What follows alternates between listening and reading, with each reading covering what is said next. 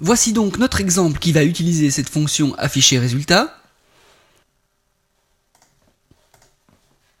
Mon fichier s'appelle affichage multipage.php.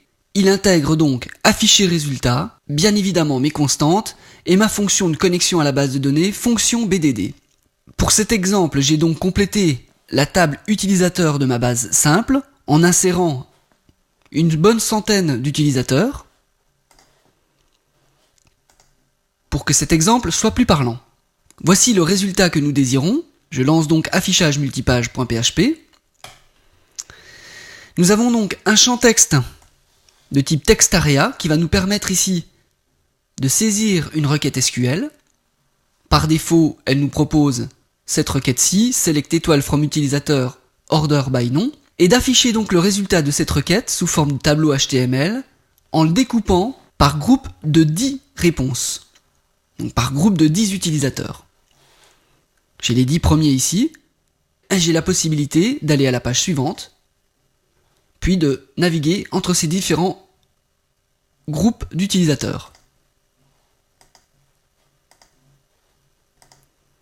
Alors vous constatez qu'en cliquant sur ces liens, page suivante ou page précédente, j'appelle le même fichier PHP en lui envoyant des variables par query string, position et requête.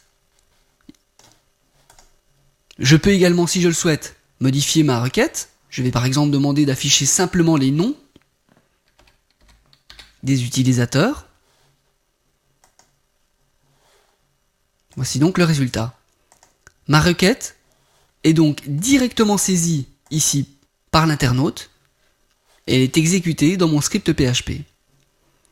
Voyons donc le code. Dans mon script affichage multipage.php, donc je commence par intégrer mes 3 fichiers externes PHP. Je définis une constante, nombre de lignes. Je la définis ici à 10. Puis, j'ouvre une connexion sur ma base de données.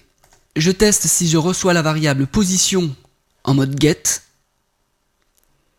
Si c'est le cas, je récupère sa valeur dans une variable position.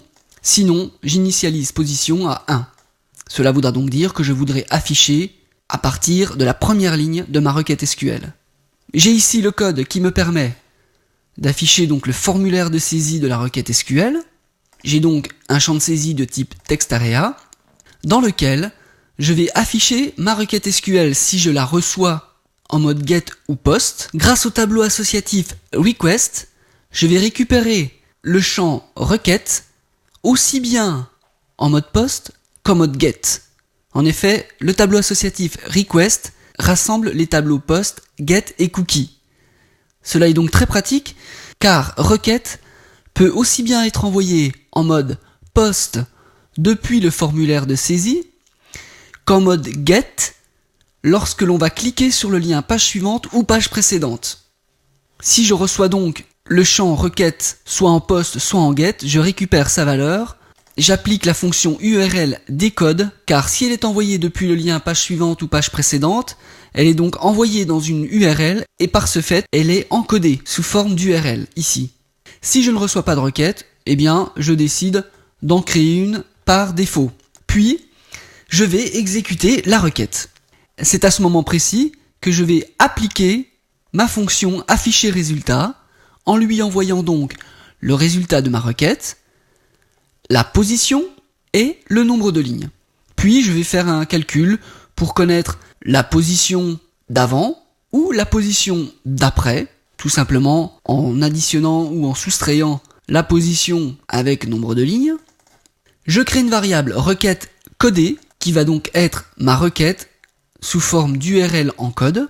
Puis, je vais tester ma variable position avant. Si celle-ci est strictement positive, cela veut donc dire que je peux afficher des résultats précédents.